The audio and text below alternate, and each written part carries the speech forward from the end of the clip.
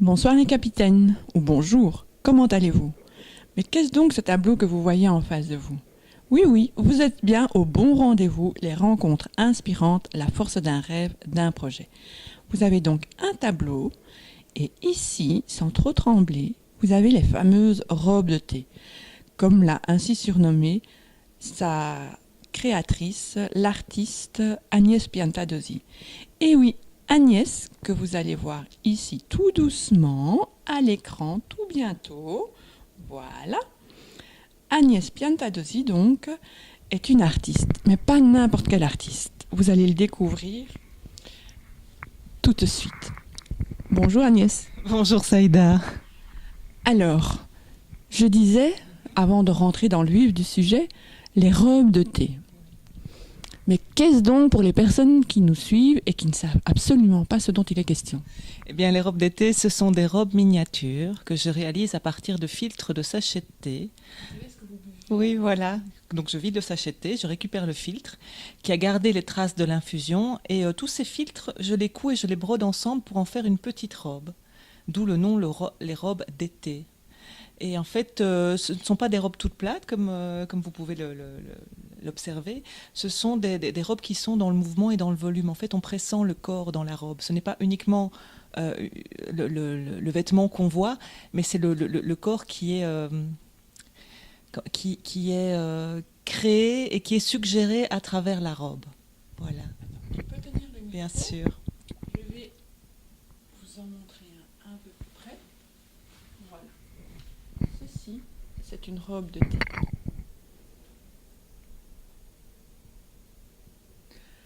Je vais vous mettre... Merci. Voilà. Je vais vous mettre les liens correspondants pour que vous puissiez retrouver toutes les coordonnées d'Agnès et tout ce qu'elle crée. Parce qu'elle crée aussi, là au-dessus, des tableaux. C'est une véritable artiste. Mais le sujet de notre rencontre aujourd'hui est le fait que tu aies accepté, en tant qu'amie, je le sais bien, à l'aventure, rencontre inspirante, la force d'un rêve, d'un projet. Au-delà de l'amitié qui nous lie, qu'est-ce qui t'a poussé à accepter de participer à ce projet-là? Toi, ta personnalité, au-delà de notre amitié, c'est ce que tu dégages, sont toutes les valeurs que tu cultives depuis des années, ta générosité, le partage. Et puis j'avais aussi envie de participer à ça et de partager avec tes auditeurs et tes spectateurs c'est un projet de vie, mais à la fois c'est une espèce de mission de vie. Ça fait un peu pompeux de parler de mission de vie, mais à un moment donné, quand on reçoit un appel qui est ou qui est flagrant ou quelque chose qui revient comme ça, c'est le fait de l'écouter. Et j'avais envie de partager un peu ça avec toi, avec tes spectateurs,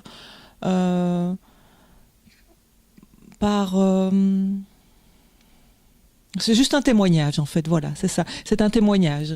Parce que moi aussi, dans ma vie, heureusement que j'ai eu des lectures, que j'ai eu des rencontres de personnes qui m'ont permis de me dire non, je suis pas folle.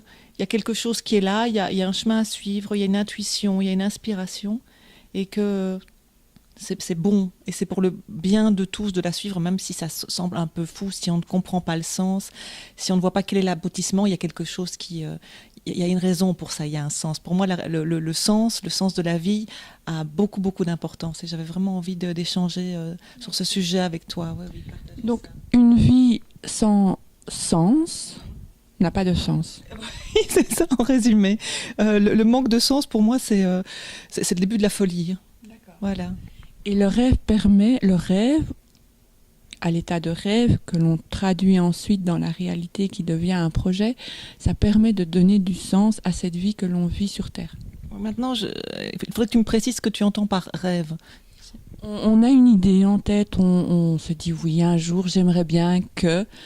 Ça va au-delà de la chimère, c'est comme tu le disais, quelque chose que l'on ressent intérieurement comme vital, voire viscéral.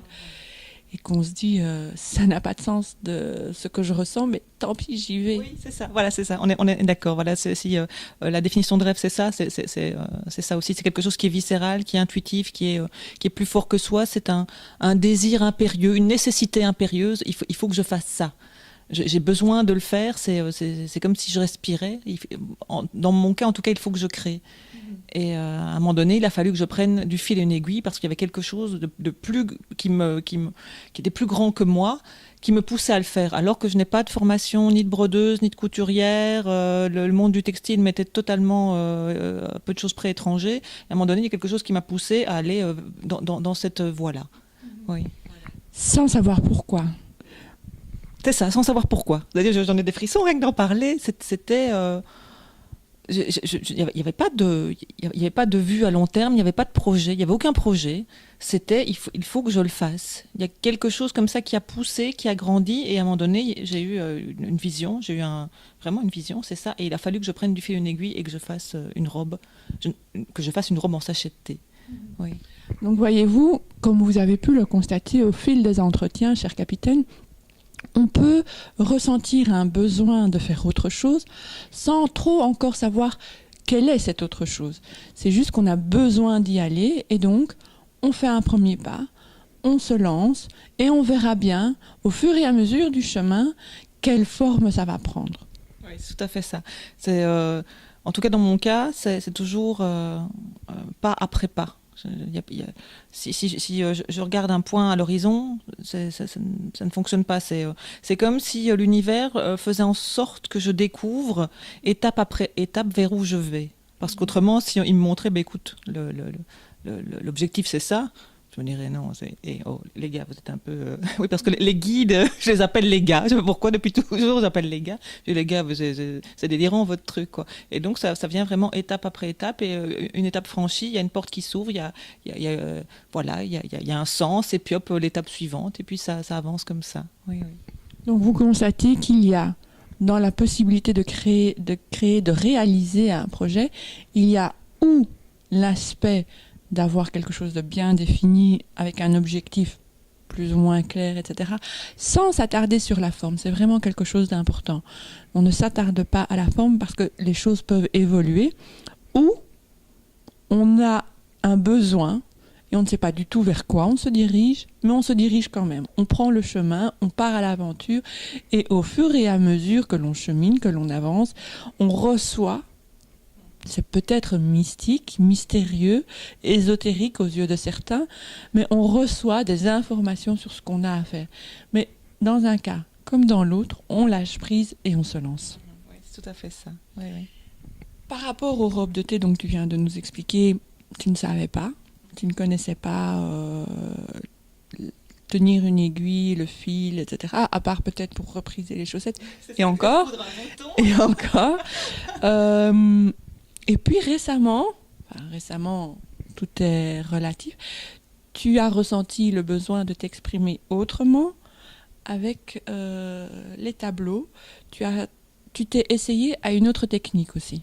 Oui, en fait, à la base, c'est ma formation. Je suis artiste peintre et dessinatrice. Donc, pour reprendre un peu le fil, le cheminement concret de ma carrière, de ma vie, à la base, je suis artiste peintre et dessinatrice. Et c'est au moment de mes études que m'est venue la vision de créer une robe d'été. Donc, pour reprendre la petite histoire, pour faire bref, j'étais dans mon cote, j'ai fait infuser un sachet de thé. J'ai trouvé que le moment de l'infusion était absolument magique. Cette couleur comme ça qui jaillit de nulle part. Et c'est ce petit sachet de thé qui évoluait dans l'eau, telle une ballerine aquatique. J'ai trouvé ça magnifique. Et j'ai trouvé que cet instant était plein de poésie. J'aurais voulu conserver cet instant. Mais un instant, par définition, c'est éphémère. Alors, à défaut, j'ai conservé le sachet de thé qui a séché, que j'ai trouvé encore très beau. Et puis, j'ai eu l'idée de l'ouvrir. Et en ouvrant le sachet de thé, ce que j'ai obtenu, c'était le filtre du sachet de thé. Avec la marque, l'empreinte de l'infusion. C'était un peu comme un linceul. Sur le filtre restait le moment de vie du sachet de thé. Et c'est très symbolique aussi. Et puis j'ai cette matière je ne sais pas très bien si c'était du papier ou du tissu. Et en manipulant le sachet, bon, je raccourcis, hein, mais en termes de temps, ça a duré des mois. À un moment donné, j'ai manipulé le sachet. Je me suis dit, tiens, c'est aussi donc du tissu. Mais on dirait une espèce de peau de bête tannée. Et là, j'ai une vision. Vraiment, j'ai une vision. J'ai vu une robe d'amérindienne. Et alors que je ne savais ni coudre ni broder, j'ai pris du fil, une aiguille et j'ai fait ma première robe en sachet de thé. Et en fait, je fais des choses Et après, on me dit ce que je fais. Donc, par exemple, le filtre du sachet de thé, j'ai appris que c'était de la fibre végétale. C'est pas du papier, c'est pas du textile, c'est juste entre les deux. Et la technique que j'ai utilisée, on m'a dit que c'était de la sculpture à l'aiguille. Et que je faisais donc de la sculpture à l'aiguille, alors que je ne le savais pas. Et donc voilà, puis j'ai exposé, j'ai fait une robe ou deux. Mon professeur de peinture, de dessin n'a pas trop compris quel était l'intérêt, mais je les ai quand même exposées. Et en fait, de là, c'est parti. J'étais la seule à faire ça et ça a eu beaucoup de succès. Les gens étaient touchés par ce que ça évoquait. Et donc, depuis plusieurs années, j'expose régulièrement et je fais partie aussi de l'Office des métiers d'art du Hainaut. Et voilà, j'expose très très régulièrement et je crois toujours être la seule à faire ça. Et donc quand tu me dis que je m'essaye autre chose, donc je reviens à mon premier médium d'expression qui est le dessin, que sont le dessin et la peinture, mais en étant nourrie d'autre chose, en ayant autre chose à dire que ce que j'ai dit quand j'avais une vingtaine d'années. Tu vois, quand j'ai plus l'impression que le dessin ou la peinture est un espèce d'exutoire, une forme de catharsis, voilà, avoir besoin de dire les choses, de les exprimer, et que ce soit très représentatif et parler de tristesse. Enfin, c'était pas très très gai ce que je dessinais à l'époque. C'était vraiment besoin de sortir de moi des choses que je ne savais pas exprimer en paroles. Chakra de la gorge, tu vois. On doit apprendre à dire. Et donc j'ai exprimé ça en dessin et en peinture, et puis après voilà, j'ai fait autre chose, j'ai laissé de côté le dessin et la peinture, et puis maintenant je ressens de nouveau le besoin et l'envie de repasser par ce médium de la couleur pour dire autre chose. Cette fois-ci, c'est parce que j'ai envie d'exprimer la joie. Oui, vraiment, pour moi la joie, la tendresse, l'énergie vitale, j'ai envie de le dire dans mes tableaux et de le partager pour que quand on regarde un de mes tableaux, on ait cette impression de se sentir aimé. Oui. Tu vois ? Et d'ouverture ici au niveau voilà. du cœur et de... Voilà. Oui, comme tu dis, de joie, de tendresse, d'apaisement aussi, de sérénité par rapport à certains tableaux que j'ai pu voir. On a aussi ce sentiment d'apaisement, de sérénité. Oui, c'est ça, voilà. Oui, exactement. Je travaille aussi beaucoup sur la couleur parce que j'ai suivi une formation sur la symbolique des couleurs. Donc maintenant, je perçois la couleur pas différemment, mais avec encore quelque chose de supplémentaire. Quand tu étudies la peinture et le dessin à l'académie, tu apprends le mélange des couleurs, les couleurs complémentaires, les harmonies de couleurs, les contrastes. Et là, il y avait une dimension supérieure à la couleur en termes de vibration et la symbolique que chaque couleur peut avoir. Et ça m'a donné encore une autre possibilité de dire et de partager l'impalpable, parce que toute cette notion de joie, d'apaisement, d'harmonie, de sérénité, d'enthousiasme, de gaieté, de légèreté, les exprimer avec quelque chose de figuratif, c'est très périlleux. On arrive facilement dans des clichés. Et donc je suis passée à quelque chose d'abstrait pour pouvoir justement parler de ça.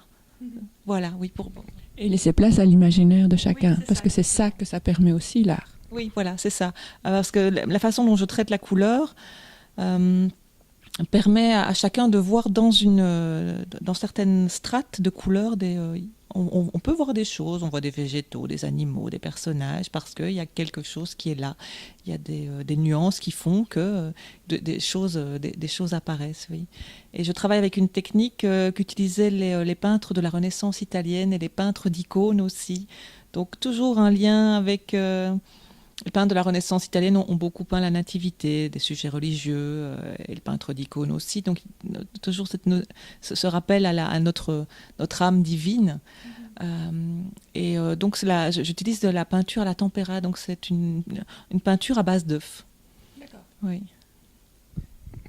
On trouve une explication quelque part sur ton site ou ta page de ce qu'est la technique utilisée ? Pas encore, non. Je n'ai pas encore parce que voilà. Donc on lui donne le message à Agnès de donner quelques petites explications plus théoriques. Artiste donc. Oui. Alors je vais revenir au sujet de notre entretien, rencontre inspirante, la force d'un rêve, d'un projet. En tant qu'artiste, Est-ce que tu te sens... Tu as les mêmes obligations que tout un chacun. Oui. Est-ce que tu parviens de manière très franche à en vivre? Et puis aussi, si ce n'est pas le cas, est-ce que ça t'empêche de continuer à réaliser ce besoin-là de créer? Donc, quand tu me parles d'en vivre, Est-ce que tu peux en vivre? Et si tu ne sais pas en vivre, est-ce que ça te freine dans la poursuite de ce rêve de création? le fait que je ne puisse pas en vivre, est-ce que ça me freine? Alors, donc pour répondre à ta première question, Saïda, est-ce que mon activité me permet de vivre? Non, financièrement, c'est pas ce qu'on appelle quelque chose de rentable. J'ai la chance de vivre dans un pays où on a des allocations de chômage. Maintenant, c'est pas le but en soi, mais heureusement qu'il y a ça pour pouvoir que je puisse payer mes factures. Mais d'un autre côté, miraculeusement, il y a de l'argent qui tombe régulièrement et j'arrive à vivre non pas de façon confortable, mais de manière à être en sécurité. Voilà, j'ai un toit, j'ai de quoi manger. Voilà, je suis en sécurité. La deuxième question, tu me demandes si le fait de ne pas en vivre, ça me freine dans la... Oui. Et d'être dans cette situation d'insécurité. C'est très ambivalent. À la fois, ce sentiment d'insécurité me force à travailler parce qu'il faut que je trouve une solution et que donc c'est par mon travail et que mon travail c'est d'être créative. Donc ça me force à trouver des expositions, à aller chercher encore plus loin, le mot n'est pas joli, c'est produire, mais oui, je dois travailler, quoi. Il faut que je me lève, que je travaille, je prenne mes pinceaux, mes fils, mes aiguilles, que je trouve des solutions. Donc à la fois c'est un moteur, parce que tu vois, on a l'impression, souvent on se dit, oh, bah oui, mais l'art, mais c'est confortable, c'est pour passer son temps. C'est là, non, c'est vraiment, c'est un travail. Et d'un autre côté, oui, ça demande un travail sur soi parce que le sentiment d'insécurité peut être très envahissant et très bloquant en se disant, mais plutôt que de passer mon temps à créer, à faire de l'art, est-ce que je ne ferais pas mieux d'aller chercher un travail qui serait... Mais tu as essayé. Oui, j'ai essayé, en effet. J'ai essayé de rentrer dans le rang, j'ai essayé de faire ce que la société, ce que le Forem, l'Orbem, l'ONEM, voilà, l'État attend de moi. Je l'ai fait avec tout mon cœur, avec toute ma conscience professionnelle, et ça m'a valu à chaque fois des dépressions, des sentiments de dépression. La dernière fois, au bout de 15 jours, à mi-temps, j'ai fait un burn-out. Quand mon médecin m'a dit ça, je dis... Vous vous moquez de moi. Il me dit, si, vous faites un burn-out. Donc un burn-out n'est pas nécessairement du fait d'avoir travaillé longtemps, des années. C'est vraiment quand il y a un sentiment d'inutilité, d'inutilité, même dans une entreprise. C'est vraiment ça. On a l'impression de ne pas être valorisé, de ne pas être reconnu pour ce qu'on fait, de ne pas être utile au domaine où l'on est. Et du coup... Par rapport aux jeunes et moins jeunes, puisqu'on l'a dit, il y a des personnes qui vivent des burn-out, des dépressions, des maladies dans les entreprises aujourd'hui. Et par rapport aux jeunes qui ne savent pas, qui sont déchirés entre... Ils voient leurs parents suivre des règles et en même temps tenir des discours tout à fait opposés à la maison. Il y a aussi cette incohérence. Il faut trouver un job. Et oui, moi, mon patron ne me reconnaît pas, il n'arrête pas de me donner du boulot jusqu'à pas d'heure, etc. Donc, il sent qu'il y a le jeune, là, sent qu'il y a quelque chose qui ne tourne pas rond dans la société actuelle.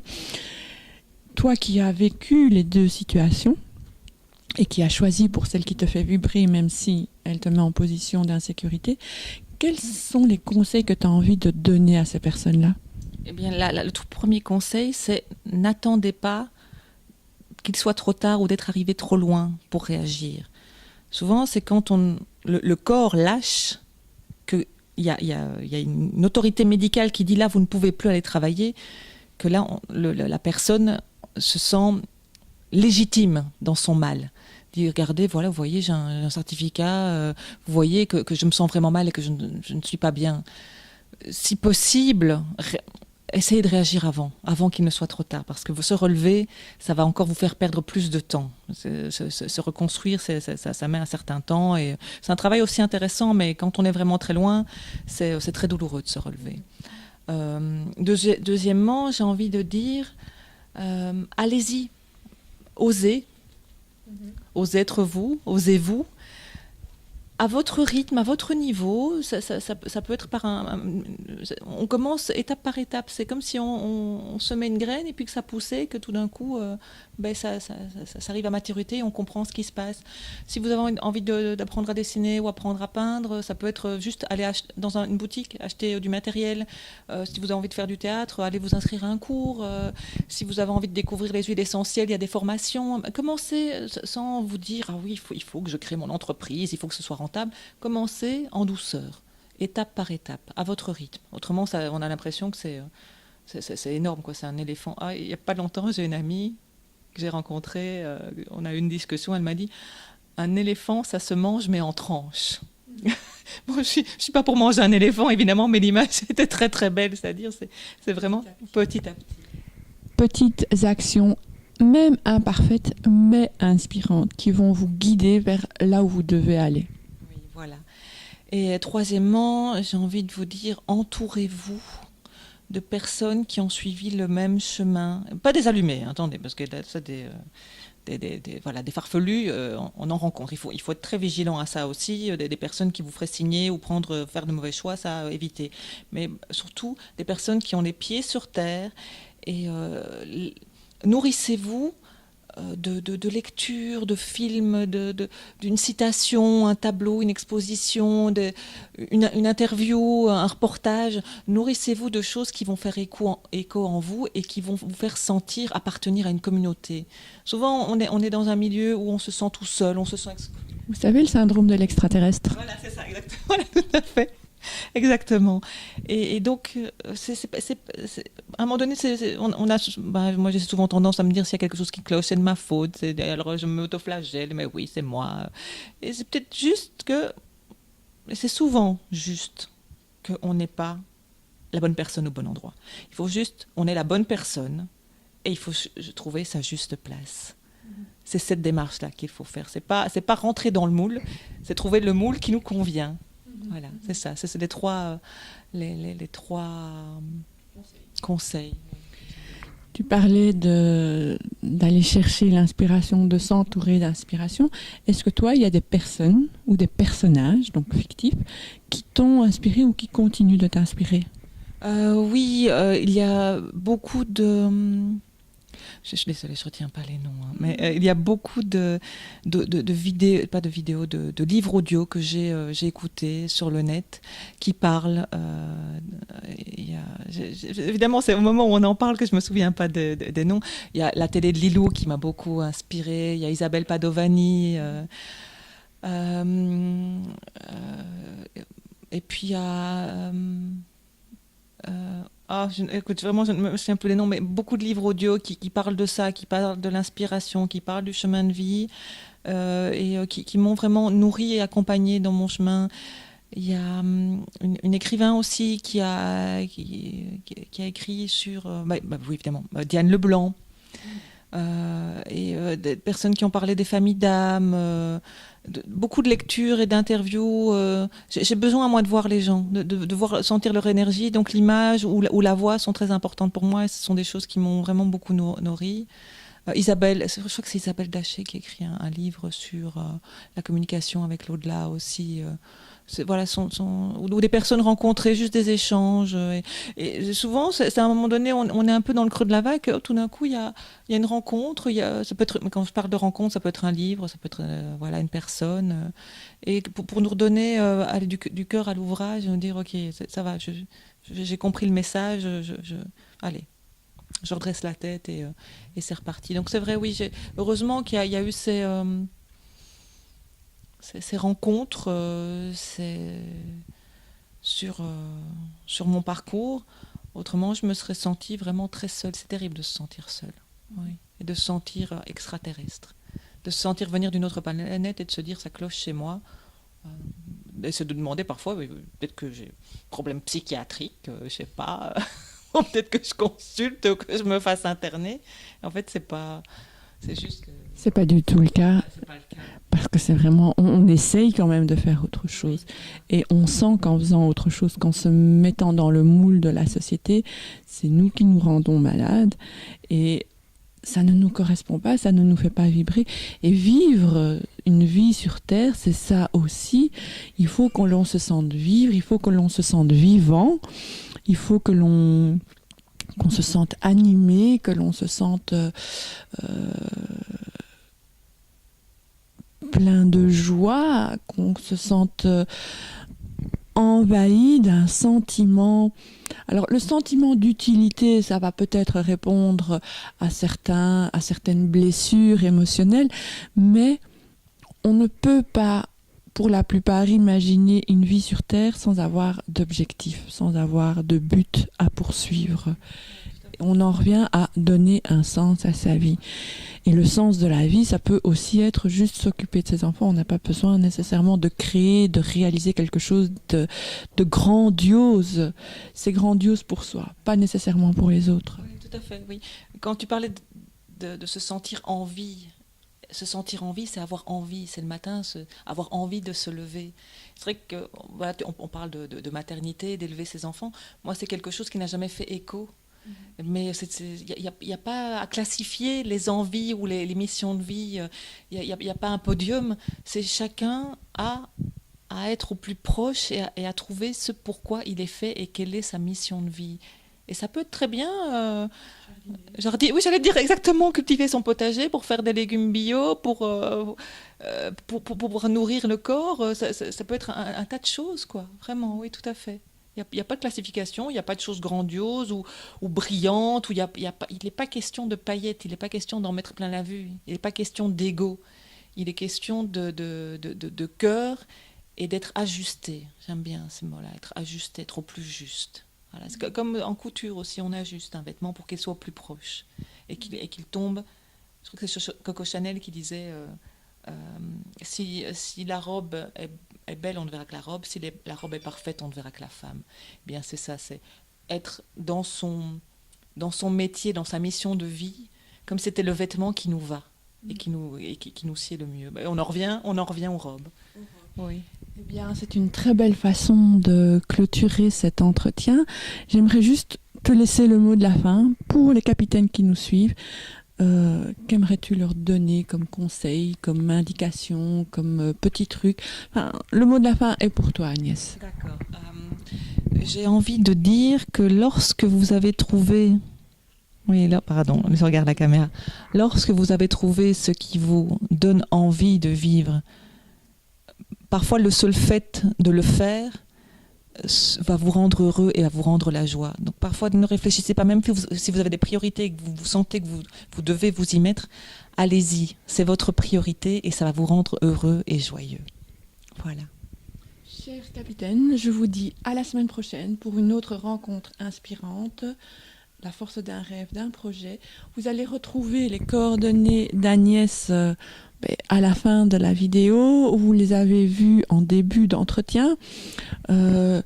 Encore une fois, vous allez avoir les coordonnées pour visualiser ces créations et pourquoi pas faire un cadeau original pour les fêtes de fin d'année. Ça pourrait être sympa. À tout bientôt, prenez bien soin de vous. Au revoir.